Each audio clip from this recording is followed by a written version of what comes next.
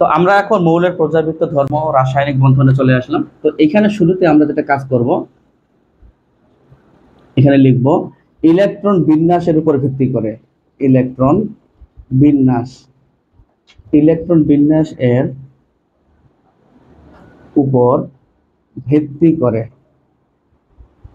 Electron বিন্যাসের উপর ভিত্তি করে মৌলগুলোকে আমরা চারটা ব্লকে ভাগ করব। কিন্তু এক নম্বর হচ্ছে S block, 2 P block, D 3 নম্বর হচ্ছে ডি ব্লক, আর 4 নম্বর হচ্ছে এফ ব্লক। তাহলে কি বললাম, ইলেকট্রন বিন্যাসের উপর ভিত্তি করে মৌলগুলোকে কয়টি ব্লকে ভাগ করা যায়, কয়টি ব্লকে ভাগ করা যায়? আমরা বলবো স্যার 4টা ব্লকে ভাগ করা যায়। এস ব্লকে কতগুলো মৌল পাওয়া যায়? আমরা বলবো স্যার 14টি পাওয়া যায়। তারপরে 36টি পাওয়া যায় পি ব্লকে, ডি ব্লকে 41টি পাওয়া যায়, এফ ব্লকে 27টি পাওয়া যায়। তাহলে এখানে কিন্তু একটা এমসিকিউ ঢুকে আছে যে কয়টি ব্লকে ভাগ করা যায়। অ্যান্সার হবে 4টি ব্লকে, অ্যান্সার হবে 4টি ব্লকে ভাগ করা যায়। তো আমাদের আলোচনার বিষয়বস্তু কিন্তু এখন এস ব্লক। আমরা এখন এস ব্লক নিয়ে কাজ করব। আমরা জেনে আসলাম যে এস ব্লকে মৌল সংখ্যা 14টি কিন্তু আছে। এই এস ব্লকের মৌলগুলো কোন কোন গ্রুপে পাওয়া যায়? গ্রুপ 1, গ্রুপ 2 এবং গ্রুপ 18তে পাওয়া যায়। 18তে কোনটা? শুধুমাত্র হিলিয়ামকে পাওয়া যায়। এটাও এক ধরনের এমসিকিউ যে এস ব্লকের মৌলগুলো কোথায় কোথায় পাওয়া যায়। 1 নম্বর গ্রুপে পাওয়া যায়, 2 নম্বর গ্রুপে পাওয়া যায়, তারপরে তোমার ওই যে 18 নম্বর গ্রুপে পাওয়া যায়। এই বিষয়গুলো কিন্তু মাথায় রাখতে হবে। তো আমরা এস ব্লকের মৌলগুলোকে মোটামুটি দুইটা অংশে ভাগ করব। একটা হচ্ছে ক্ষার ধাতু, 9 10 সাররা পড়াইছিল, আর আরেকটা হচ্ছে বলো মৃৎক্ষার ধাতু। এই তো নাকি, ক্ষার ধাতু আর মৃৎক্ষার ধাতু। তো ক্ষার ধাতু মৃৎক্ষার ধাতু 9 অধ্যায়ে 4 সাররা অবশ্যই তোমাদের পড়াইছে, আমরা আর এখানে তেমন কোনো কথা বলবো না। তো ক্ষার ধাতু কেন বলা হচ্ছে? কারণ এই ক্ষার ধাতুগুলো সোডিয়াম যখন পানির সাথে যুক্ত হচ্ছে তখন সোডিয়াম হাইড্রোক্সাইড তৈরি হচ্ছে। দেখো, সোডিয়াম হাইড্রোক্সাইড তৈরি হচ্ছে, পাশাপাশি হাইড্রোজেন গ্যাস তৈরি হচ্ছে। তো আমরা যদি সমতা করি তাহলে হয়তো বা 2 2 2 করে গুণ করতে হবে, আর যদি সমতা না করি তাহলে হয়তো এখানে হাফ দিলেই সমতা মোটামুটি হয়ে যাবে। কেমনে হইলো সমতা? দেখো তো, এখানে কয়টা হাইড্রোজেন পরে আছে? একটা আছে না, এখানে একটা আর এখানে একটা, দুইটা হয়ে গেল। অক্সিজেন একটা, অক্সিজেন একটা, সোডিয়াম একটা, সোডিয়াম একটা।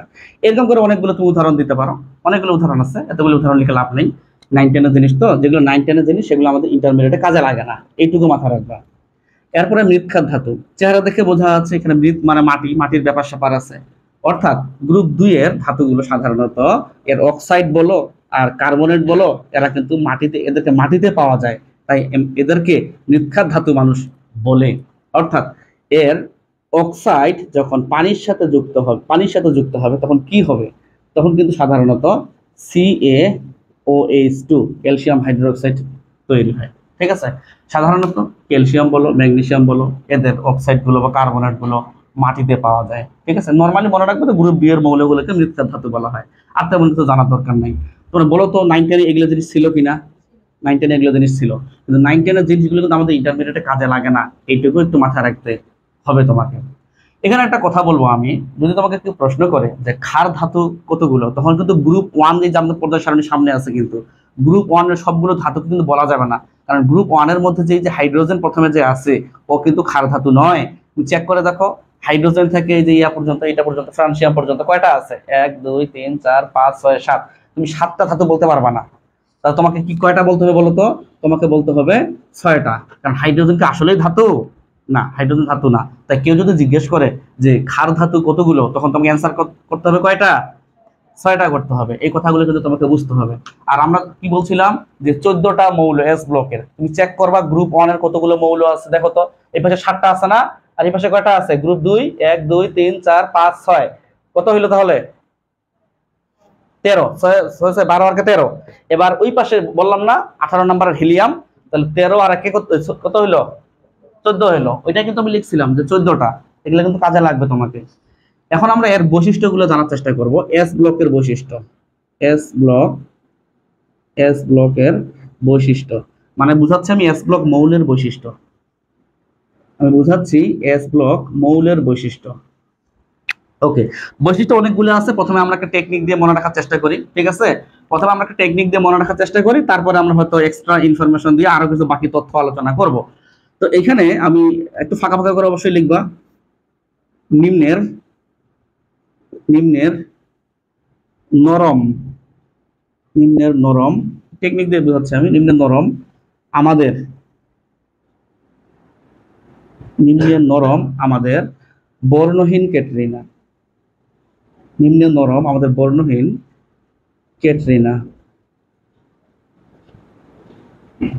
নিম্নের নরম আমাদের বর্ণহীন ক্যাটরিনা বিজারণের বিজারণের একটু ফাঁকা রাখলাম, বিকর্ষণ শিখায় জলে। বিজারণের বিকর্ষণ শিখায় জলে। বিকর্ষণ শিখায় জলে। শিখায় জলে পাশাপাশি লিখলাম এটা, শিখায় জলে। তাহলে কি বললাম আমি? নিম্ন নরম আমাদের বর্ণহীন ক্যাটরিনা বিজারণের বিকর্ষণ শিখায় জলে। তো এটা দ্বারা আপনি কি বোঝাচ্ছেন একটু বলেন তো। এখন আমি বলতেছি তোমাকে, আমি নিম্নের মানে বোঝাচ্ছি, বুঝে নিতে হবে, একটু সংক্ষেপে বলতেছি। নিম্ন গলনাঙ্ক ও স্ফুরণাঙ্ক বিশিষ্ট, অর্থাৎ এস ব্লকের মৌলগুলোর গলনাঙ্ক এবং স্ফুরণাঙ্ক নরমালি নিম্ন হয়ে থাকে। এরপরে এরা কিন্তু নরম ধাতু হিসেবে কাজ করে। নরম ধাতু, এরা হচ্ছে নরম ধাতু, এবং এত নরম ধাতু সোডিয়ামকে ছুরি দিয়ে কাটা যায়। সোডিয়ামকে, এখানে একটা এমসিকিউ ঢুকে আছে অবশ্য, সোডিয়ামকে ছুরি দিয়ে কাটা যায়। সোডিয়ামকে ছুরি দিয়ে কাটা যায়। ওকে, আমি আমাদের মানে কি বোঝাচ্ছি জানো? আমাদের মানে বোঝাচ্ছি আমি, এরা আয়নিক যৌগ গঠন করে। এরা আয়নিক যৌগ গঠন করে। আয়নিক যৌগ 9 10 হয়তো স্যাররা পড়াইছিল যে ধাতু ও ধাতু মিলে আয়নিক যৌগ গঠিত হয়, পড়ানি স্যাররা? আচ্ছা, এখানে কিন্তু ব্যতিক্রম আছে। হ্যাঁ, এখানে ব্যতিক্রম আছে। আমাদের যাহা ব্যতিক্রম তাহাই পরীক্ষায় আসে, একটা হলো তুমি জানো বোধহয়। এইখানে দেখো তো, বেরিলিয়াম আর লিথিয়াম গবেষণা করো। আচ্ছা, এখানে লিথিয়ামের কথা পরেই বলি নাকি না লিথিয়াম বলবো? আচ্ছা, লিথিয়ামও বলে দিই, লিথিয়ামই বলে দিই। দেখো তো, লিথিয়াম আর বেরিলিয়াম এস ব্লকের মৌল কিনা পর্যায় সারণীতে? অবশ্যই কিন্তু এরা এস ব্লকের মৌল। এই এস ব্লকের মৌল না? যেমন গ্রুপ 2 হচ্ছে বেরিলিয়াম আর গ্রুপ 1 হচ্ছে লিথিয়াম, তাহলে তো এস ব্লকের মৌল। তাহলে তো এরা আয়নিক যৌগ গঠন করার কথা, কিন্তু না, এই লোকগুলো আয়নিক যৌগ গঠন করবে না। কেন করবে না তার ব্যাখ্যা আমরা একটু পরে দিচ্ছি, এখানে লেখা জায়গা থাকবে না, তো তাই আমি নিচে দেবো একটু পরে। বর্ণহীন ক্যাটরিনা এর মানে আবার কি বোঝাচ্ছে আমি? এর মানে যেটা বোঝাচ্ছে সেটা হচ্ছে এদের ক্যাটায়ন গুলো বর্ণহীন।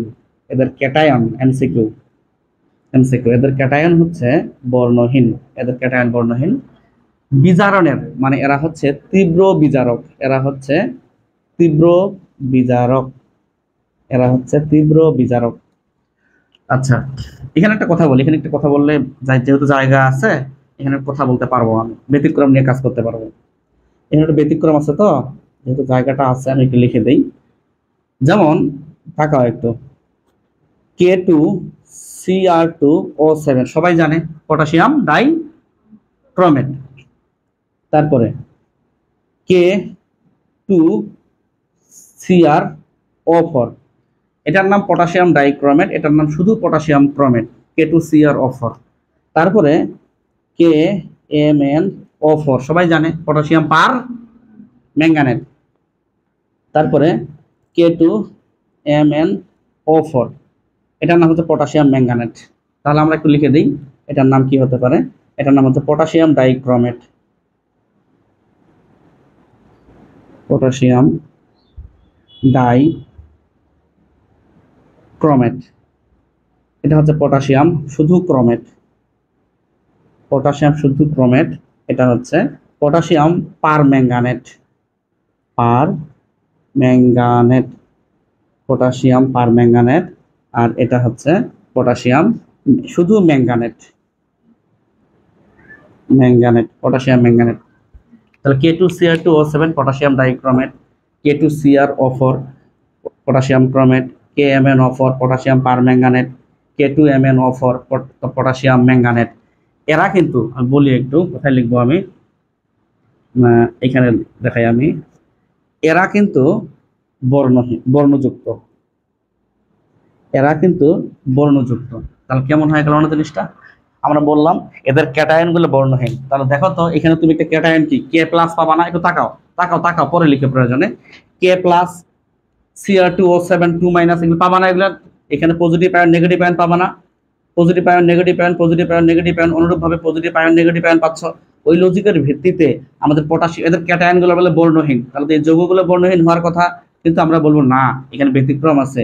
এখানে কিছু যৌগমূলক ঢুকে আছে। এই যৌগমূলক ঢুকে আছে না, এই যৌগমূলকগুলো কি নেগেটিভ না পজিটিভ? অবশ্যই নেগেটিভ। এই যৌগমূলকগুলোর কারণে তখন আর এই যে ক্যাটায়নগুলো ছিল এখানে, এই ক্যাটায়নগুলো আর বর্ণহীন হবে না, এটাই ব্যতিক্রম। তখন পুরো যৌগটা হয়ে যাবে কি বর্ণযুক্ত। এই এমসিকিউ গুলো তোমার জানা থাকতে হবে। এরপরে বিকর্ষণ শব্দ আসছে, আমি বিকর্ষণ এটা আবার কি বোঝাচ্ছে? চুম্বক ক্ষেত্র দ্বারা বিকর্ষণ বোঝাচ্ছে। আমি একটু লিখে দিই, চুম্বক ক্ষেত্র দ্বারা, চুম্বক ক্ষেত্র দ্বারা বিকর্ষণ বোঝাচ্ছে। আমি চুম্বক ক্ষেত্র দ্বারা বিকর্ষণ, এটা নিয়ে আরো কথা বলতেছি, আগে আমি এটা নিয়ে কথা বলি, তারপর এখানে আসতেছি। শিখায় জ্বলে মানে হচ্ছে শিখা পরীক্ষা দেয়। শিখায় জ্বলে মানে শিখা পরীক্ষা দেয়। শিখায় জ্বলে মানে শিখা পরীক্ষা দেয়। এখানে একটা কথা বলি যে শিখা পরীক্ষা কি, এটা আমাদের গুণগত রসায়ন ছিল, যারা ক্লাস করছে গুণগত রসায়নে, এখানে গাঢ় HCl নেওয়া হইতো, তারপরে তোমার প্লাটিনাম তার নেওয়া হইতো, ওয়াশ গ্লাস ছিল, অনেক কাহিনী ছিল। তারপরে আমরা সেই সময় শিখা পরীক্ষায় যখন কাজ করছিলাম, কিন্তু টেকনিক দিয়ে মনে রাখছিলাম যে খালি চোখে কি বলছিলাম, কাল কাউসারের নাতনি সোনালি পাবে সারের লাল বাড়ির কাঁচা আপেল। তারপরে কোবাল্ট গ্লাস বা ব্লু গ্লাসে বলছিলাম সেকালে গোপালের কন্যা ছিল না। তারপরে আরেকটা পয়েন্ট আমরা আলোচনা করছিলাম যে শিখা পরীক্ষা দেয় না কারা, মর্জিনার জামাই ফিজার বিকেলে এলো স্কুটিতে। এই টেকনিকগুলো আমরা সেই সময় ডিটেইলস আলোচনা করছি, যেন কোনোভাবেই মেডিকেল, ভার্সিটি, ইঞ্জিনিয়ারিং এ আমাদের আটকাতে না পারে। তো এখানে আর আমি কথা বলতে চাচ্ছি না, এখানে যেহেতু বলে ফেলছি। এরপরে বিকর্ষণ, এখানে কি বলছি আমি, চুম্বক ক্ষেত্র দ্বারা বিকর্ষণ, এটা আবার কি বোঝাচ্ছে? এখানে কয়েকটা পয়েন্ট আমি বলবো। সেটা হচ্ছে তোমার যেগুলো NS1, এটা বুঝে নিতে হবে, গ্রুপ 1 এর এটা তোমার একটা বৈশিষ্ট্য, এটা যোজ্যতা স্তর থাকে কি NS1 থাকে না, চেক করে দেখিও তো, গ্রুপ 1 এর ইলেকট্রন বিন্যাস NS1 পাবা। এরা কিন্তু হয় প্যারাম্যাগনেটিক, প্যারাম্যাগনেটিক এরা কিন্তু প্যারাম্যাগনেটিক হয়। এরপরে এখানে আরো কিছু কাহিনী আছে। NS2 বুঝে নিতে হবে, NS2 মানে কার ইলেকট্রন বিন্যাস বুঝাচ্ছি আমি, গ্রুপ 2 এর বুঝাচ্ছি। যারা ইলেকট্রন বিন্যাস পারো বা করে আসছো জানো অবশ্য, NS2 মানে কি গ্রুপ 2 এর কিন্তু ইলেকট্রন বিন্যাস। তুমি ম্যাগনেসিয়াম করো, ক্যালসিয়াম করো, তুমি NS2 ই কিন্তু পাবা। এরা কিন্তু ডায়াম্যাগনেটিক, ডায়াম্যাগনেটিক। আচ্ছা, তারপরে আমরা যেটা বলতে যাচ্ছি সেটা হচ্ছে তোমার এদের ক্যাটায়ন, এদের ক্যাটায়ন একটু লিখে দেই, এদের ক্যাটায়ন গুলো কিন্তু ডায়াম্যাগনেটিক, ডায়াম্যাগনেটিক। এখন কি ডায়াম্যাগনেটিক কি প্যারাম্যাগনেটিক কি এটা একটু বলি তোমাকে আমি। আমরা এক সময় ডি ব্লক টপিকে যাব, আমরা তো এস ব্লক নিয়ে কাজ করতেছি। ডি ব্লক টপিকে 3টা চুম্বক ধর্ম পাবো, একটা হচ্ছে এস, তোমার একটা ডায়াম্যাগনেটিক, একটা তোমার প্যারাম্যাগনেটিক, আর একটা ফেরোম্যাগনেটিক। সেখানে আমরা বিস্তারিত বলবো, এখানে বলবো না। ওই চুম্বক ধর্ম এখানে আমাদের কাজে লাগবে না, আমাদের টপিকটাতে যখন যাব তখন আমরা চুম্বক ধর্ম নিয়ে কথাবার্তা বলবো। আমি আপাতত সংক্ষেপে হয়তো এইটুকু বলতে পারি যে আমাদের যদি বিজোড় ইলেকট্রন থাকে কোনো ধাতুতে বিজোড় ইলেকট্রন, তাহলে সেটাকে বলবো আমরা প্যারাম্যাগনেটিক। আর যদি তোমার জোড়া ইলেকট্রন থাকে তাহলে বলবো সেটাকে আমরা ডায়াম্যাগনেটিক। আর এদের ক্যাটায়ন যদি চিন্তা ভাবনা করি আমরা, তাহলে ডায়াম্যাগনেটিক বলবো। এখন তোমাকে আমি একটু রাফ পাতায় দেখাই এটা আমি কি বুঝাচ্ছি। যেমন তোমার এখানে লিথিয়ামের উদাহরণটা দিই, সমস্যা কি, লিথিয়াম 1s2 2s1, দেখো তো বিজোড় আছে কিনা, যোজ্যতা স্তর বিজোড় আছে, তাহলে লিথিয়াম একটা কি বলতে পারি আমি, প্যারাম্যাগনেটিক বলতে পারি। অনুরূপভাবে সোডিয়াম তুমি পাবা না 2s, এই তোমার 3s1 পাবা না সোডিয়াম। অর্থাৎ যখনই তুমি সিঙ্গেল ইলেকট্রন পাবা বা বিজোড় ইলেকট্রন পাবা তখনই তোমাকে প্যারাম্যাগনেটিক বলতে হবে। আর যখন তুমি জোড়া ইলেকট্রন পাবা, জোড়া, তখন তোমাকে ডায়াম্যাগনেটিক বলতে হবে। যেমন গ্রুপ 2 এর একটা যে কোনো মৌল নিয়ে চিন্তা ভাবনা করি, মনে করো ম্যাগনেসিয়াম নিয়ে চিন্তা ভাবনা করতেছি, যখন তুমি ইলেকট্রন বিন্যাস করবা, আমি সংক্ষেপে করলাম, তখন তুমি এখানে 3s2 পাবা। বুঝানো একটু, বুঝতে পারছো কি কেউ? 3s2 অর্থাৎ এখানে জোড়া জোড়া ইলেকট্রন পাচ্ছি, যখনই জোড়া জোড়া ইলেকট্রন পাবা তখনই তোমাকে ডায়াম্যাগনেটিক বলতে হবে। এরপরে এদের ক্যাটায়ন নাকি ডায়াম্যাগনেটিক, এটা আবার কেমন কথা, গবেষণা করো তো। যখন তুমি সোডিয়াম প্লাসের ইলেকট্রন বিন্যাস করবা তখন তুমি জোড়া জোড়া ইলেকট্রন পাবা। কিভাবে বুঝলেন আপনি? দেখো এখানে 1s2 2s2 2p6, আর এখানে লিখবো না, কেন লিখবো না তাকাও, 6 7 8 9 10, আমাকে 10ই লিখতে হবে, 10 লিখতে হবে না? তুমি এখানে পি এর জন্য 3টা বক্স আঁকো, চিন্তা করে দেখো না, পি এর জন্য কয়টা বক্স রাখতে হয়, যারা হুন্ডের নিয়ম পড়ছে, পি এর জন্য 3টা বক্স রাখতে হয় না, ডি এর জন্য কয়টা, 5টা, এফ এর জন্য কয়টা, 7টা, আর একটা বক্সে সর্বোচ্চ কয়টা থাকতে পারে, 2টা থাকতে পারে। তাহলে পি এর জন্য যদি আমি 3টা বক্স রাখি, তাহলে 3 দুগুণ 6টা ফিল আপ হয়ে থাকবে না? একটু গবেষণা করো তো। এখানে তোমার 1 2 3 4 5 6 সবাই জানে এটা মোটামুটি। অর্থাৎ এখানে কিন্তু এই ক্যাটায়নে কিন্তু জোড়া জোড়া ইলেকট্রন, এখানে তুমি জোড়া জোড়া পাবা, অর্থাৎ জোড়া জোড়া ইলেকট্রন থাকলেই সেটাকে বলবো আমরা ডায়াম্যাগনেটিক। আমরা যদি আরো একটা উদাহরণ দিতে চাই, এটা তো তোমার গ্রুপ 1 দিলাম, গ্রুপ 2 একটা আমরা গবেষণা করি। মনে করো পরিচিত উদাহরণ Mg2+। দেখো তো Mg2+ মানে সোডিয়ামের ইলেকট্রন বিন্যাস, গবেষণা করো একটু। ম্যাগনেসিয়াম মানে কি 12 না, 12 মানে কি 2টা বের হয়ে গেছে, তাহলে থাকলো কয়টা, 10টা। তো 10 মানে কি এরই ইলেকট্রন বিন্যাস, অর্থাৎ এরই মতো কাজ করতে হবে। অর্থাৎ এখানেও তুমি 2p6 কিন্তু পাবা, অর্থাৎ এখানেও তোমার জোড়া জোড়া ইলেকট্রন তুমি পাচ্ছ। তাই আমি যেটা বলতে যাচ্ছি সেটা হচ্ছে, এত ডিটেলস আমাদের পড়ার দরকার নেই, ডিটেলস আমরা পড়বো সামনে হয়তো ডি ব্লক টপিকগুলোতে।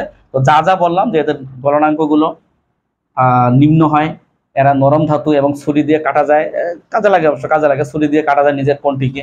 তারপরে এরা আয়নিক যৌগ গঠন করে, এবং এরা নাকি আয়নিক যৌগ গঠন করে না, তার মানে এরা বেরিলিয়াম লিথিয়াম আয়নিক যৌগ গঠন করে না। এখানে একটা কথা বলি, এই লোকটা মানে লিথিয়ামটা আয়নিক যৌগ গঠন করলেও এর পুরোটাই সমযোজী ধর্ম প্রকাশ পায়, একটু পরে ব্যাখ্যা করতেছি।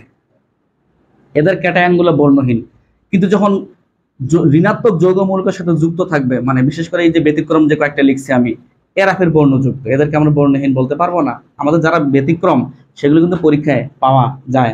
এরপরে এরা কিন্তু তীব্র বিজারক।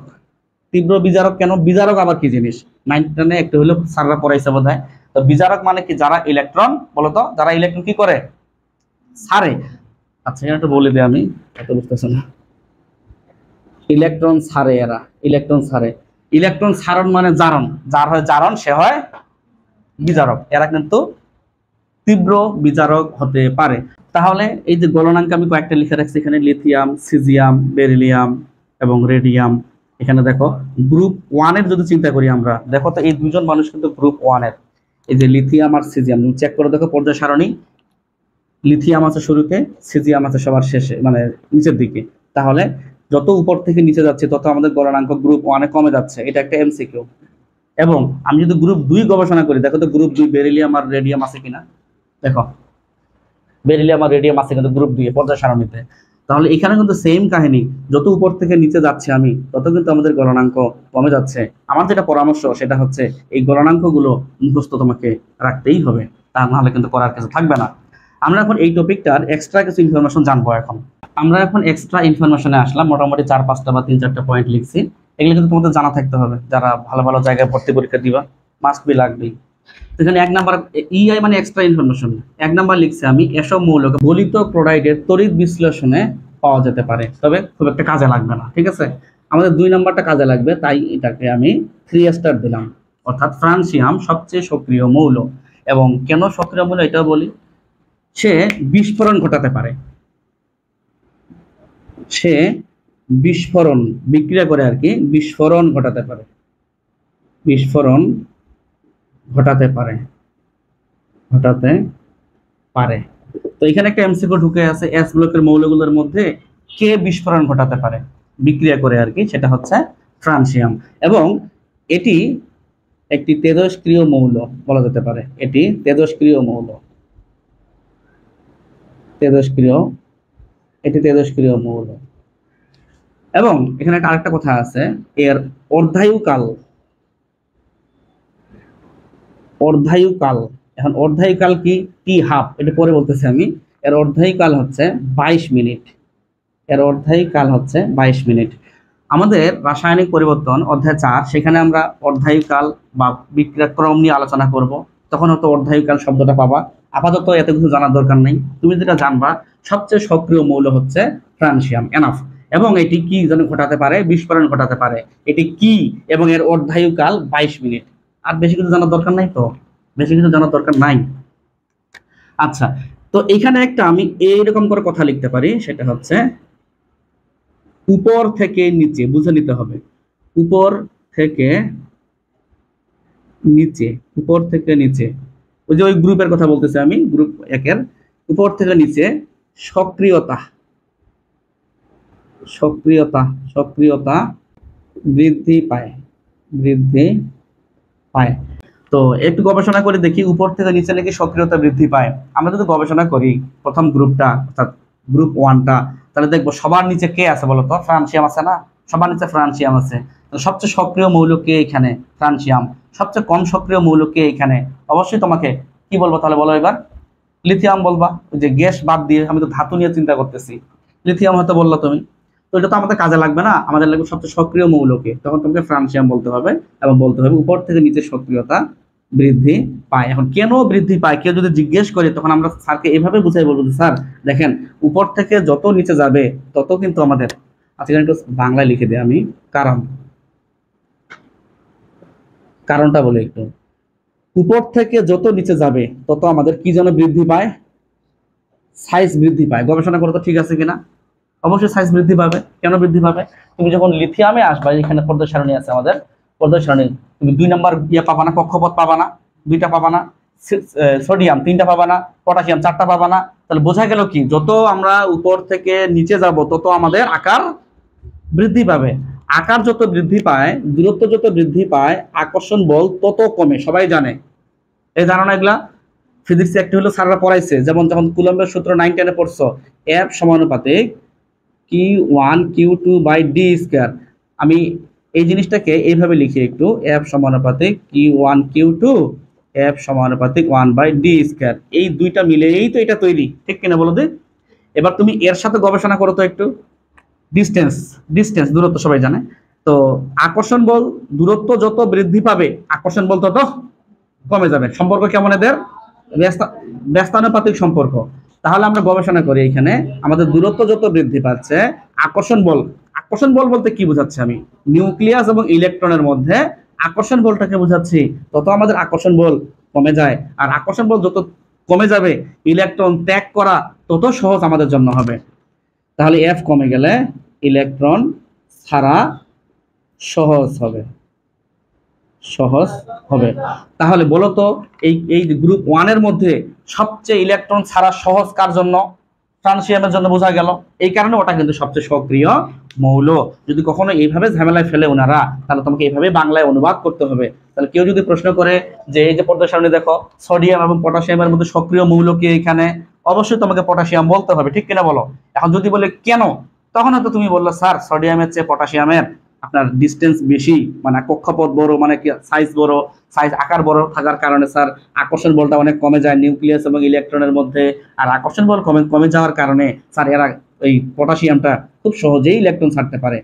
এই কারণে সোডিয়াম এবং পটাশিয়ামের মধ্যে পটাশিয়ামই হচ্ছে সক্রিয় ধাতু বা মৌল।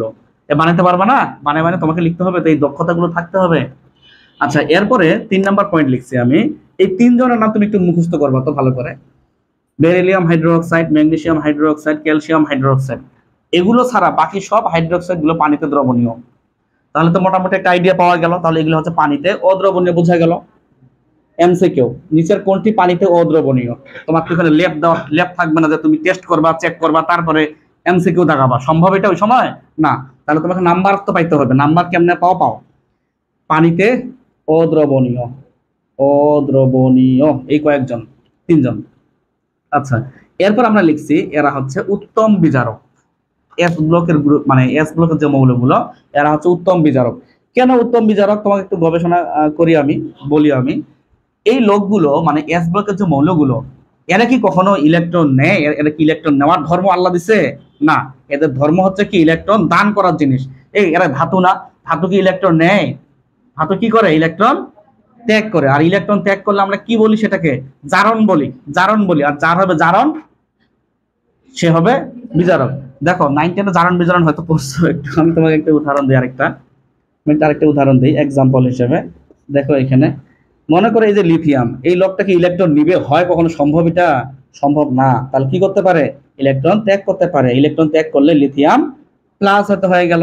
অনুরূপ ভাবে সোডিয়াম যখন ইলেকট্রন ত্যাগ করবে তখন হয়তো সোডিয়াম প্লাস হয়ে গেল। অনুরূপ ভাবে ক্যালসিয়াম যখন ইলেকট্রন ত্যাগ করবে তখন হয়তো ক্যালসিয়াম 2+ হয়ে গেল। আরো অনেকগুলো উদাহরণ দেওয়া যেতে পারে। মেইন কথা হচ্ছে এরা তো ইলেকট্রন গ্রহণ করবে না, গ্রহণ করবে কারা? অধাতুগুলো। ওই যে সালফার ফসফরাস, ওই যে ওই পাশে তোমার ক্লোরিন টোরিন যারা আছে আর কি পর্যায় সারণী, ওই পাশের গুলো তারা কিন্তু ইলেকট্রন গ্রহণ করবে, সুতরাং তাদের কিন্তু বিজারণ হবে, যার হবে বিজারণ সে হবে জারক। এবার দেখো, যেহেতু ইলেকট্রন ছাড়তেছে তার মানে এই জিনিসগুলো জারণ হচ্ছে। ইলেকট্রন ছাড়ন মানে জারণ, 9 10 স্যাররা পড়াইছে তোমাকে। আর যার হবে জারণ সে জন্য হয় কি বিজারক, তাই আমরা এই জিনিসগুলোকে বিজারক বলতেছি। অর্থাৎ এগুলোই হচ্ছে উত্তম বিজারক হতে পারে, অর্থাৎ সবচেয়ে ভালো বিজারক হতে পারে এই জিনিসগুলাই। ওকে, এরপরে এখানে আরেকটা কথা বলছি আমি, এরা হচ্ছে তীব্র ক্ষারক। অর্থাৎ গ্রুপ 1 এর যে ধাতুগুলো আছে, গ্রুপ 1 তো না, মানে এস ব্লকের আর কি, এরা হচ্ছে তীব্র ক্ষারক। এখন কেন তীব্র ক্ষারক সেই ব্যাখ্যাটা আমাদের কিন্তু জানা থাকতেই হবে, এবং সেটা কেন, সেটা কারণটা আমি এখানে উল্লেখ করতেছি। কারণ ধাতু ধাতু ও ও এই দুজনের ইলেকট্রোনেগেটিভিটি, আচ্ছা ইলেকট্রোনেগেটিভিটি মানে কি জানো? তড়িৎ ঋণাত্মকতার মান, পার্থক্য আর কি, তড়িৎ ঋণাত্মকতার পার্থক্য ডেল্টা ইএন। আমি এখানে ডেল্টা ইএন বলি, তারা সংক্ষেপে এইভাবে না লিখে এইভাবে লিখি। এদের ডেল্টা ইএনটা কিন্তু বেশি থাকে, আর এইখানে এইচ ও ও এইচ ও ও মানে হাইড্রোজেন এবং অক্সিজেনের ডেল্টা ইএন মানে তড়িৎ ঋণাত্মকতার পার্থক্য তুলনামূলক কম থাকে। তাহলে যদি কেউ জিজ্ঞেস করে এরা তীব্র ক্ষারক কেন, আমরা বলবো স্যার এদের সাথে যে অক্সিজেন থাকে, এই অক্সিজেন এবং এই ধাতুগুলোর তড়িৎ ঋণাত্মকতার পার্থক্য হাইড্রোজেন এবং অক্সিজেনের তড়িৎ ঋণাত্মকতার পার্থক্যের তুলনায় বেশি থাকে, যার কারণে এরা হচ্ছে তীব্র ক্ষারক। যদি কেউ জিজ্ঞেস করে, নাও জিজ্ঞেস করতে পারে প্রশ্নে, হয়তো বলতে পারে তীব্র ক্ষারক কিনা, আমরা বলবো স্যার তীব্র ক্ষারক। যদি ভিতরে প্রশ্ন করে যে কেন, তখন আমরা বলবো স্যার এদের তড়িৎ ঋণাত্মকতা মানে অক্সিজেন এবং ধাতুর যে ইলেকট্রোনেগেটিভিটির পার্থক্যটা আছে, ইলেকট্রোনেগেটিভিটি মানে কি তড়িৎ ঋণাত্মকতার পার্থক্য এর পার্থক্যটা হাইড্রোজেন অক্সিজেনের তড়িৎ ঋণাত্মকতার পার্থক্যের তুলনায় বেশি থাকে, যার কারণে এরা হচ্ছে তীব্র ক্ষারক। তুমি এই কথাটাও বলতে পারো। পাশাপাশি এখানে 6 নাম্বার পয়েন্ট দিয়ে আরেকটা পয়েন্ট লিখতেছি আমি, এটাও কাজে লাগে। তো এদের আয়নীকরণ শক্তি, এদের আয়নীকরণ শক্তি বিভব যেটা বলে আর কি, এদের আয়নীকরণ শক্তি তুলনামূলক কম, তুলনামূলক অনেক কম। আচ্ছা, আয়নীকরণ শক্তি আমরা এখানে বিস্তারিত বলবো না, হয়তো 9 10 4 অধ্যায়ে পড়ছো হয়তো বা আয়নীকরণ শক্তি, ইলেকট্রন আসক্তি, আমরাও পড়বো। আমাদের এই অধ্যায়ে আয়নীকরণ শক্তি আছে, ইলেকট্রন আসক্তি আছে, সেখানে হয়তো বিস্তারিত পড়বো, এখানে আমি কথা বলতেছি না। তাহলে এস ব্লকের মৌলগুলো আয়নীকরণ শক্তি সবচেয়ে কম। যত আমরা ওইদিকে যাব, বাম থেকে ডানে যাব, তত আমাদের আয়নীকরণ শক্তি বৃদ্ধি পাবে। আমি সংক্ষেপে হয়তো একটু সংক্ষেপে বলে দিই আমি, বাম থেকে ডানে আমাদের কি হয়, আয়নীকরণ শক্তিটা বৃদ্ধি পায়। কেন বৃদ্ধি পায় টপিকে গিয়ে বলবো, এখানে না। উপর থেকে নিচে, বুঝে না? উপর থেকে নিচে বলতে কি বুঝাচ্ছি আমি? উপর থেকে নিচে আয়নীকরণ শক্তি হ্রাস পায় মানে কমে যায়। তো আমরা এই থিওরিগুলো কিন্তু জানা থাকতে হবে, তাহলে হয়তো আমাদের কেউ ঝামেলায় ফেলতে পারবে না কোনোভাবেই, সেটা মেডিকেল হোক, ভার্সিটি হোক, ইঞ্জিনিয়ারিং হোক, যাই হোক না কেন। আমরা এখন দুইটা প্রশ্নে আসলাম। এক নম্বর হচ্ছে বেরিলিয়াম আয়নিক যৌগ গঠন করে না কেন? সে তো এস ব্লকের মৌল, সে তো আয়নিক যৌগ গঠন করার কথা, করে না কেন সেই ব্যাখ্যা দিব আমরা। আর এস ব্লকের মৌলগুলো যদি শিক্ষা পরীক্ষা দেয়, তাহলে এই লজিকের ভিত্তিতে এই দুইজনও কিন্তু শিক্ষা পরীক্ষা দেওয়ার কথা, কিন্তু দিচ্ছে না কেন, আমরা সেই ব্যাখ্যাগুলো দিব এখন। তার আগে বলে নেই, এই টাইপের প্রশ্নগুলো আমরা সাধারণত অনুধাবনমূলক প্রশ্নে পাবো, একটু মাথা রাখতে হবে। প্রথমে আমরা এক নম্বরে যাচ্ছি। কি বলা হয়েছে এখানে? বেরিলিয়াম আয়নিক যৌগ গঠন করে না কেন। আমাদের এক নম্বর যে উত্তরটা, সেখানে পয়েন্ট লিখবো আমি। সাইজ ছোট, কার? বেরিলিয়ামের আকার ছোট। আকার ছোট হওয়ার কারণে এদের আকর্ষণ বল বেশি। সংক্ষেপে লিখতেছি, তুমি হয়তো পরীক্ষার খাতাতে এইভাবে লিখবা না, লিখবা নাকি? তুমি ভালো করে সুন্দর করে লিখবা, আমরা তো নোট মানে কি সংক্ষেপে কিছু লেখা। আকর্ষণ বল বেশি। আচ্ছা, আকর্ষণ বল বেশি মানে কিন্তু আয়নীকরণ শক্তিও বেশি, আয়নীকরণ শক্তিও কিন্তু বেশি থাকে। কারণ আয়নীকরণ শক্তি তো একটু হলেও 9 10 পড়ছো, যে কোনো একটি মৌল কোনো একটি মৌলের ইলেকট্রনকে, সর্ববহিঃস্তরের ইলেকট্রনকে অসীমে নিয়ে যেতে যে পরিমাণ শক্তি দিতে হয় বা শোষিত হয়, সেটাই কিন্তু ওই মৌলের আয়নীকরণ শক্তি। আমরা এটা নিয়ে আরো কথা বলবো। তো এই কারণে এই লোকটা বেরিলিয়াম 2+ গঠন করতে পারে না। আবারও বলি, ও যদি ইলেকট্রনই ত্যাগ করতে না পারে, কষ্ট হয়, তাহলে সে 2+ কেমনে তৈরি করবে? ধরে নাও সোডিয়াম ইলেকট্রন ত্যাগই করতে পারতেছে না কোনোভাবে। এখন সে কি সোডিয়াম, এই যে যখন ইলেকট্রন ত্যাগ করতে, মনে করে ইলেকট্রন ত্যাগ করতে কোনোভাবেই পারতেছে না, সে কি Na+ তৈরি করতে পারবে? সম্ভব? এটা সম্ভব না। যদি পারে তাহলে তো পারলেই ভালোই। তাহলে আমাদের অনুধাবনটা হবে এরকম করে, আমরা বলবো স্যার বেরিলিয়ামের আকার হতো ছোট, যার কারণে তার আকর্ষণ বল বেশি। আকর্ষণ বল মানে নিউক্লিয়াস ইলেকট্রনের আকর্ষণ বল বেশি, এবং আকর্ষণ বল বেশি থাকায় এদের আয়নীকরণ শক্তি বেশি। আর আয়নীকরণ শক্তি বেশি মানে হচ্ছে ইলেকট্রন কি বের হতে পারবে না। আমি যদি আয়নীকরণ শক্তি সম্পর্কে একটু কথাবার্তা বলি, এখানে সংক্ষেপে বলি, যে যারা বুঝতেছো না বা 9-10-এ ফাঁকি টেকে দিছো আর কি, এরকম দিছো একটা। মনে করো এখানে একটা ইলেকট্রন আছে, হ্যাঁ, তুমি জানো যে কোনো মৌলেরই অসংখ্য শক্তি স্তর থাকে, হয়তো জানো না, মনে হইতে পারে। যে কোনো মৌলের অসংখ্য শক্তি স্তর থাকে। যেমন সোডিয়াম, সোডিয়ামের আমাদের 3 নাম্বার পর্যন্ত ইলেকট্রন খুঁজে পাই বিধায় 3টা শক্তি স্তর লিখি। তুমি চাইলে 100টা শক্তি স্তর লিখতে পারো, কোনো অসুবিধা নেই। অনুরূপভাবে লিথিয়াম, লিথিয়াম কত? 2টা শক্তি স্তর লিখি আমরা। এই 2টা শক্তি স্তর লিখি না? প্রথম শক্তি স্তরে কয়টা রাখি? 2টা। তারপরে শক্তি স্তরে কয়টা রাখি? 1টা। অর্থাৎ লিথিয়ামের জন্য 2টা শক্তি স্তর লিখলেই কিন্তু এনাফ। কেউ যদি মনে করো না আমি আরো 10টা লিখবো, লিখো, সমস্যা নেই তো। অর্থাৎ 2 নাম্বার পর্যন্ত ইলেকট্রন খুঁজে পাওয়া যাবে বিধায় আমরা 2 লিখি।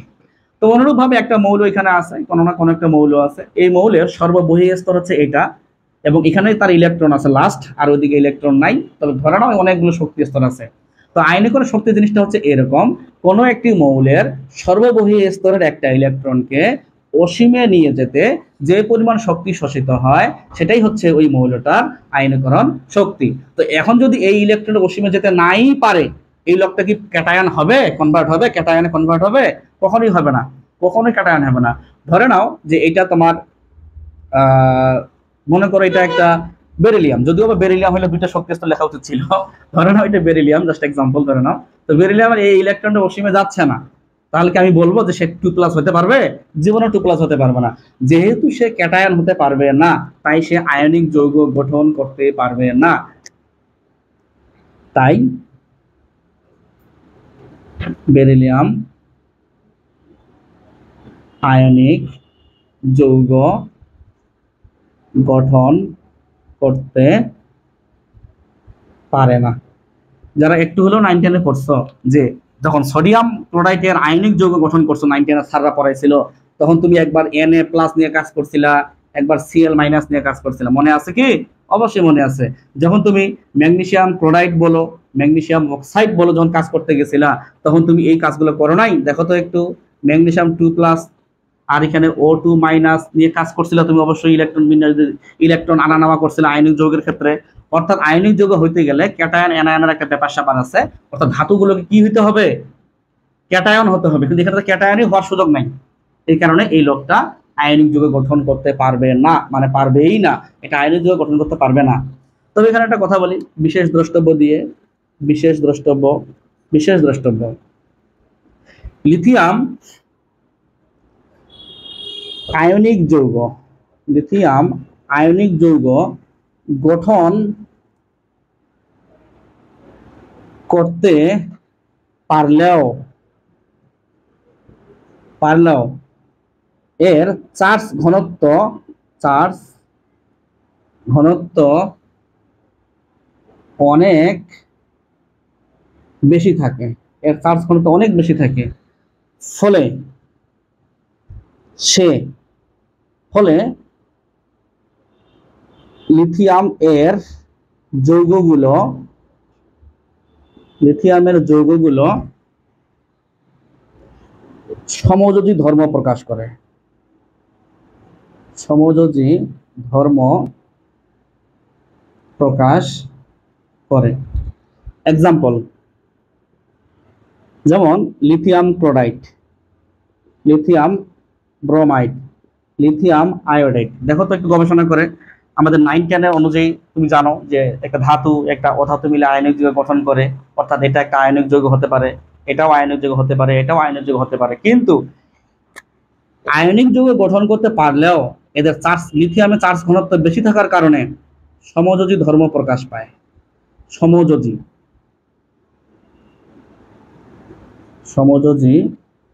ধর্ম প্রকাশ পায়। 910 একটি হলো স্যাররা বলছিল সমযোজী যৌগগুলো পানিতে কম দ্রবীভূত হয়, বলছিল কি কখনো আয়নিক যৌগগুলো পানিতে বেশি দ্রবীভূত হয়, সমযোজী যৌগগুলো দ্রবীভূত হয় না, এরকম একটা কথা বলছিল।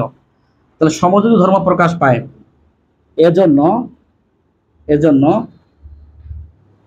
এরা পানিতে পানিতে কম দ্রবণীয়, এরা পানিতে কম দ্রবণীয়। তবে জৈব দ্রাবকে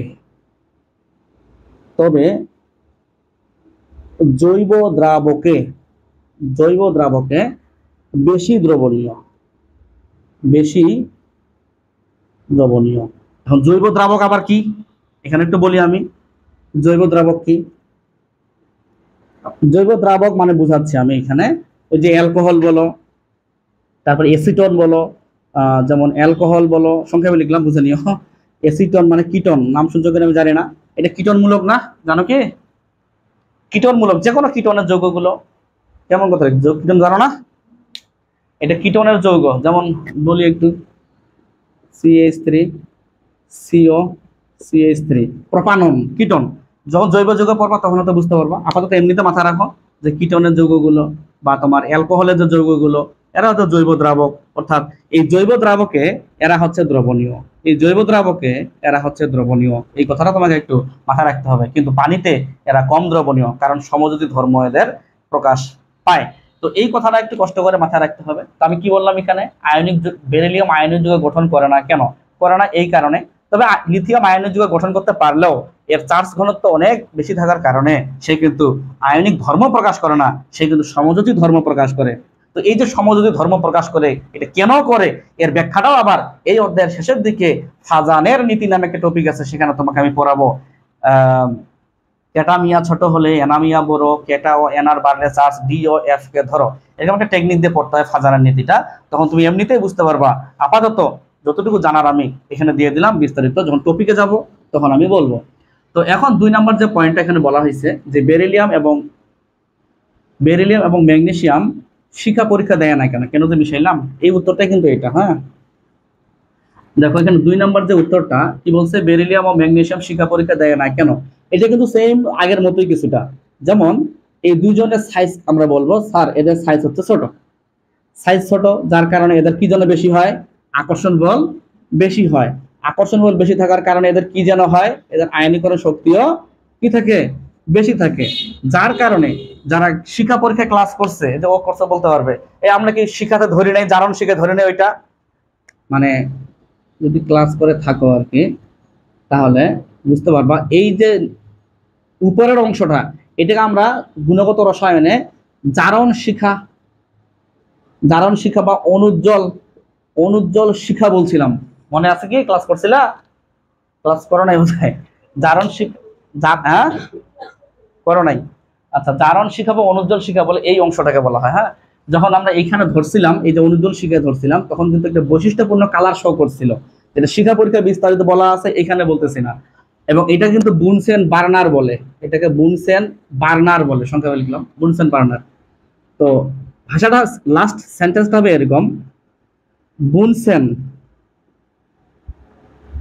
বার্নারে নিয়ে গেলে কাকে, ওই ধাতুগুলোকে আর কি, এই যে এই দুজনকে নিয়ে গেলে, বুনসেন বার্নারে নিয়ে গেলে মানে এইখানে নিয়ে গেলে, জারণ শিখায় নিয়ে গেলে, ওই ধাতুগুলোর বুঝে নাও, ওই ধাতুগুলোর যোজ্যতা স্তরের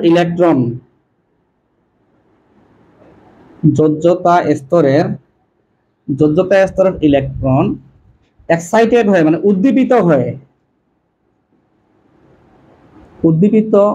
হয়ে তারও উপরে শক্তি স্তরে যেতে পারে না, উদ্দীপিত হয়ে উপরের শক্তি স্তরে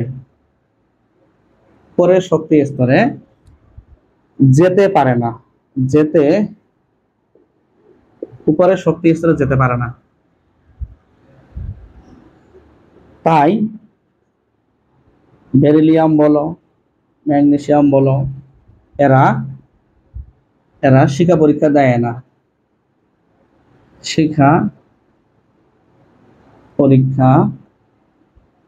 এরা শিক্ষা পরীক্ষা দেয় না।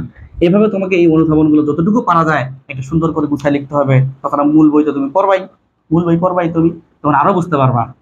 ওকে, আমরা এখন একটা গুরুত্বপূর্ণ প্রশ্নে আসছি। এই প্রশ্নটা আমাদের অনুধাবনে আসে, হ্যাঁ, এই প্রশ্নটাও আমাদের অনুধাবন আসে, পাশাপাশি অবশ্য এমসিকিউ গুলোতেও আসে। ওই যে কিছু অনেকে যেটা বললাম আয়নিক যৌগ, তোমার শিক্ষা পরীক্ষা, ওগুলোও কিন্তু অনুধাবন এবং এমসিকিউ দুইটাতেই কিন্তু পাওয়া যায়। তো কি বলা হয়েছে এখানে, সোডিয়ামকে কেরোসিনের মধ্যে রাখা হয় কেন? শুরুতে আমরা কেরোসিনের সংকেত জানার চেষ্টা করি। সংকেত, কেরোসিনের সংকেত, হ্যাঁ, কেরোসিনের সংকেত, সংকেতটা হবে এরকম, মানে নির্দিষ্ট কোনো সংকেত নেই যদিও বা ফিক্সড, আমি এভাবে লিখে দিই একটু, ফিক্সড, ফিক্সড কোনো সংকেত নাই,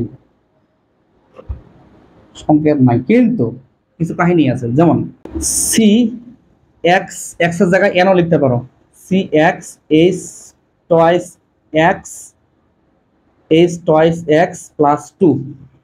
তাহলে এখন এখানে যদি আমি তোমার এক্সটাকে ধরে নিই, কত হইতে পারে, 12 থেকে 15 হইতে পারে। তাহলে এখানে এক্সাম্পল হিসেবে এখানে থাকতে পারে সি 12 2 24 2 26, 26।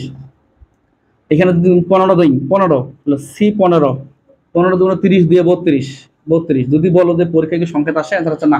তো দিলাম যে, এমনিতে দিলাম জানার জন্য, পরীক্ষা কখনো সেটা বলা যায় নাকি?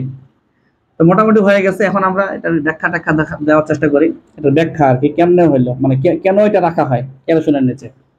ধরে নাও আমি সোডিয়ামকে আমার এই টেবিলে রাখতেছি, জাস্ট এক্সাম্পল, আমি টেবিলে রাখতেছি।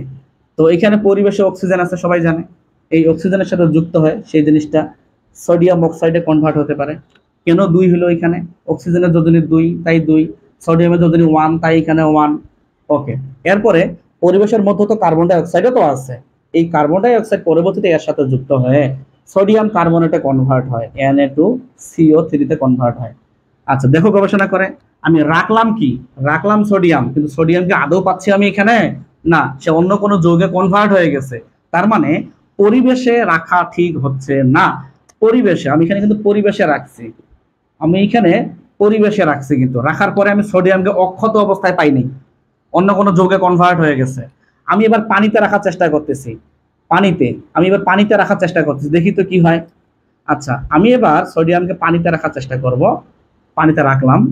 পানিতে রেখে যেটা দেখতে পাচ্ছি সেটা হচ্ছে সোডিয়াম হাইড্রোক্সাইড তৈরি হইলো, তারপরে হাইড্রোজেন গ্যাস তৈরি হইলো, এবং এখানে তাপ উৎপন্ন হচ্ছে। তুমি জানো যখন ডেল্টা এস দিয়ে লিখবো তখন আমি মাইনাস তাপ লিখবো, যারা একটু হলে পড়াশোনা করছো। ধরে নাও এখানে 10 কিলোজুল তাপ উৎপন্ন হয়েছে, জাস্ট এক্সাম্পল 10, তখন তুমি ডেল্টা এস কি লিখতে বলো তো, এখানে ডেল্টা এস দিয়ে লিখতে -10 কিলোজুল পার মোল লিখতে না, অর্থাৎ তাপ উৎপাদী। ডেল্টা এস নেগেটিভ মানে কি, তাপ উৎপাদী। তো যেভাবে লিখে আর কি আমি লিখলাম না, আমি শুধু তাপ লিখে দিলাম, এটা মানে আমি বুঝাচ্ছি তাপ উৎপাদী। আমি সংক্ষেপে হয়তো লিখে দিলাম তাপ, তাপ উৎপাদী হয়তো লিখে দিলাম। অর্থাৎ এই বিক্রিয়াটা তাপ উৎপাদী। এমসিকিউ, উদ্দীপকের বিক্রিয়াটি কোনটি, ঝামেলা ফেলতে পারে। তাপ উৎপাদী। কাজ কিন্তু শেষ হয়নি। এই হাইড্রোজেন অক্সিজেনের সহযোগিতা জ্বলে উঠবে। দেখো কে জ্বলে, অক্সিজেন নিজে জ্বলে না, সে জ্বালাতে সহযোগিতা হেল্প করে নাকি, তার মানে এই জিনিসটা জ্বলে উঠবে। জ্বলে উঠে এখানে একটা H2O তে কনভার্ট হবে। সমতা দেখো, সমতা কিন্তু ঠিকই আছে, এখানে হয়তো 2 দিতে হবে, এবং দেখো চেক করে সমতা মোটামুটি হয়ে গেছে। মানে আমি যেটা বলতে চাচ্ছি সেটা হচ্ছে এরকম, আমি যখন পানিতে রাখলাম তখন সোডিয়াম, সোডিয়াম পাচ্ছি না, সে অন্য কোনো যৌগে কনভার্ট হয়ে যাচ্ছে। আমি যখন পরিবেশে রাখলাম তখনও সোডিয়ামকে সোডিয়াম হিসেবে পাচ্ছি না। কিন্তু যখন আমি সোডিয়ামের সাথে কেরোসিন দিব, কেরোসিন দিব, তখন কিন্তু নো রিয়াকশন হবে, নো রিয়াকশন। এর মানে কি বলতো, সোডিয়াম অক্ষত থাকবে, বোঝা গেল। সোডিয়াম যদি এর সাথে বিক্রিয়াই না করে, সোডিয়াম তো অক্ষত থাকবে না। এই কারণে বলা হয়েছে যে সোডিয়ামকে কেরোসিনের মধ্যে রাখা হয়। কেন? এই কারণেই রাখা হয়, এটা একটা নিষ্ক্রিয় তরল, নিষ্ক্রিয় তরল, নিষ্ক্রিয় তরল। এখন হাজারি স্যারও কিন্তু বলছে যে কেরোসিন। এখন এই কেরোসিন পরে তোমার কিন্তু হবে না। ঢাকা বিশ্ববিদ্যালয়ে, ঢাকা বিশ্ববিদ্যালয়ে একটা প্রশ্ন আসছিল 21-22-এ। প্রশ্নটা ছিল এরকম যে সোডিয়ামকে কোথায় সংরক্ষণ করে রাখা হয়, এরকম একটা প্রশ্ন ছিল। সেখানে কেরোসিন অপশন ছিল না। তাহলে কি হবে এবার উত্তর? সোডিয়ামকে কোথায় সংরক্ষণ করে রাখা হয়, সেখানে অপশন আমি কেরোসিন খুঁজে বেড়াচ্ছি, কেরোসিন নাই। অথচ আমাদের স্পষ্ট করে হাজারি স্যার বলে দিয়েছে যে কেরোসিনে সংরক্ষণ করে রাখতে হয়। তাহলে কি হলো বিষয়টা? এই কারণে আমরা এখন এক্সট্রা ইনফরমেশন এখানে পড়ব, সেটা হচ্ছে সোডিয়ামকে কেরোসিন ছাড়াও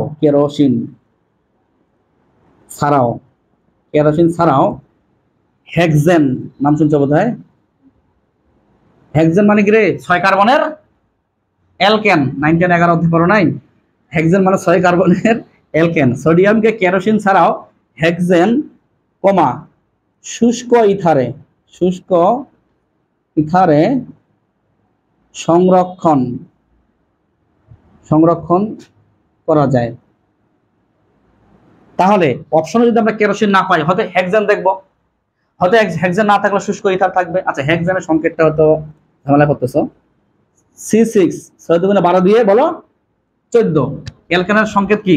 সাধারণ সংকেত CnH2n+2। শুষ্ক ইথারের কার্যকরী মূলক হচ্ছে এটা, সবাই হয়তো জানো কিনা আমি জানি না। এটা হচ্ছে ইথারের কার্যকরী মূলক। যেমন এই যে এই জিনিসটা CH3O CH3, এইখানে ইথারের কার্যকরী মূলক ঢুকে আসে না? আর যারা একটু 9 10 এ পড়ছো, এটাকে মিথাইল বলবা না তুমি? তাহলে ডাই মিথাইল ইথার, ইথাইল থাকলে ডাই ইথাইল ইথার হইতো। তো যাই হোক, এটার নাম হচ্ছে ডাই মিথাইল ইথার। তো যাই হোক, শুষ্ক ইথার বলো, হেক্সেন বলো, কেরোসিন বলো, এগুলোতে কিন্তু সোডিয়ামকে সংরক্ষণ করে রাখা হয়। তো সবচেয়ে বেটার কিন্তু এটা, সবচেয়ে বেটার কিন্তু কেরোসিনে রাখাটা। ঠিক আছে? তো এখানে আর লাস্ট একটা কথা বলি আমি, সেটা হচ্ছে P4 মানে হচ্ছে শ্বেত ফসফরাস। আমরা সামনে পাবো লোহিত ফসফরাস, শ্বেত ফসফরাস, কিন্তু এখানে প্রয়োজন হচ্ছে, তাই আমি এখানে দিলাম একটু শ্বেত ফসফরাস। P4 কেও কেরোসিনে রাখা হয়। এমসিকিউ, কেরোসিনে রাখা হয়। কেন এটা বললাম জানো?